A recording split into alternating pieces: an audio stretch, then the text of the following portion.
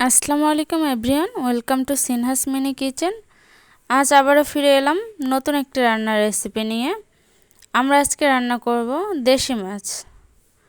স্পেশালভাবে আজকে রান্নাটা হবে। তাহলে চলুন কথা না বাড়িয়ে মূল রেসিপিতে। প্রথমে আমরা কড়াই নিয়ে নিব। কড়াইতে তেল দিয়ে নিব পরিমাণ মতো। তেলটা হালকা গরম হয়ে আসলে আগের থেকে কেটে রাখা পেঁয়াজ, মরিচ এগুলো দিয়ে নিব। দিয়ে ভালো করে নেড়ে নিব। আজকে আমরা দেশি মাছ রান্না করব অনেক স্পেশালভাবে। এইভাবে একবার রান্না করলে আপনারা এর স্বাদ কখনো ভুলতে পারবেন না।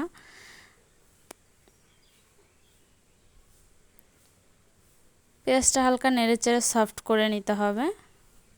পেঁয়াজটা যখন সফট হয়ে আসবে তখন পরিমাণ মতো পানি দিয়ে নিব। পানি দিয়ে এক এক করে সব মশলা অ্যাড করব। প্রথমে আমি লবণ দিয়ে নিয়েছি পরিমাণ মতো। আপনারা আপনাদের টেস্ট অনুযায়ী লবণটা দিয়ে নেবেন। আমি মরিচের গুঁড়া পরিমাণ মতো দিয়ে নিয়েছি। আপনারা যেভাবে ঝাল খেতে পছন্দ করেন সেই অনুযায়ী মরিচের গুঁড়া দিয়ে নেবেন। আমি পরিমাণ মতো হলুদ গুঁড়া, জিরা গুঁড়া দিয়ে নিচ্ছি। দিয়ে ভালো করে একটু নেড়েচেড়ে দিব মশলাটা কষিয়ে আসা পর্যন্ত।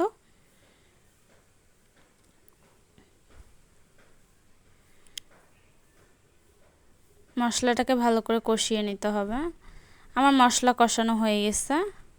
আমি আগে থেকেই দেশি মাছগুলোকে একটু হলুদ, লবণ, তেল দিয়ে ভেজে নিয়েছিলাম।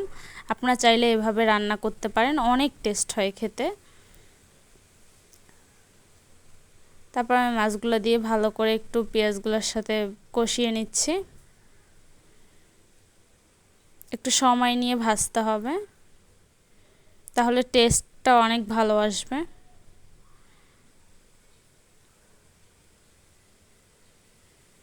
আপনারা মাছটাকে যত ভালো করে কষাতে পারবেন আপনাদের মাছের টেস্ট তত ভালো আসবে।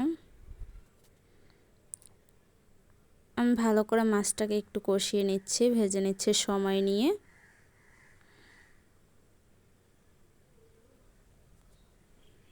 একদমই কড়া ভাজা আবার দিবেন না, তাহলে খেতে ভালো লাগবে না। তারপর আমি কষানোর জন্য আবার একটু পরিমাণ মতো পানি দিয়ে নিচ্ছি।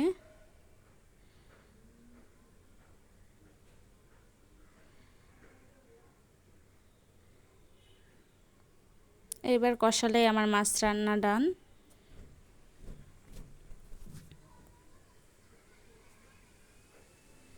আমার পানিটা শুকিয়ে আসছে। আমি অফ ক্যামেরা একটু জিরার গুঁড়া দিয়ে নিয়েছি পরিমাণ মতো। স্মেলটা অনেক ভালো আসবে, সেই জন্য আপনারা চাইলে ইউজ করতে পারেন, আবার না চাইলে স্কিপ করতে পারেন।